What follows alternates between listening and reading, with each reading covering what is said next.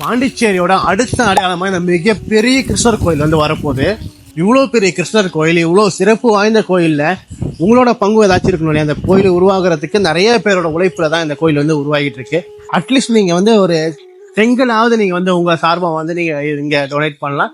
ஒரு செங்கல் 10 ரூபா கொடுத்து ஒரு செங்கல் வாங்கி கொடுத்தாலும், ஒரு 300 ரூபா கொடுத்து ஒரு சிமெண்ட் மூட்டை வாங்கி கொடுத்தாலுமே உங்களோட பங்கு வந்து இந்த கோயிலில் வந்து யாராலையுமே பிரிக்க முடியாத அளவுக்கு இந்த கோயில் இருக்கிற வரைக்கும் உங்களோட பங்கு இருக்கும்.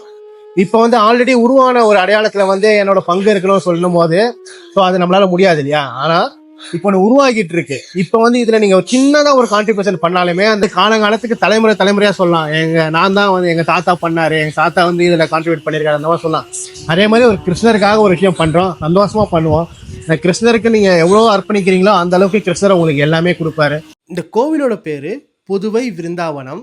இது ராதாகிருஷ்ணருக்காக புதுவையில் கட்டப்பட்டு இருக்க மிக மிக பெரிய கோவில். இந்த கோவில் ஒஸ்டேரி டு பத்துக்கண்ணு போகிற ரூட்டில் அமைஞ்சிருக்கு. இன்னும் கட்டுமான பணிகள் முழுசாக முடியலனாலுமே இந்த கோவில் திறந்திருக்கு. பூஜைகள் எல்லாமே நடந்துட்டு தான் இருக்குது. தினமும் அன்னதானம் எல்லாம் கொடுத்துட்டு இருக்காங்க. இது மட்டும் இல்லாமல் இலவசமாக பகவத்கீதா வகுப்பு வந்து நடத்திட்டு இருக்காங்க. நீங்கள் புதுவையில் இருந்தீங்கன்னா கண்டிப்பாக ஒரு முறை விசிட் பண்ணி பாருங்கள்.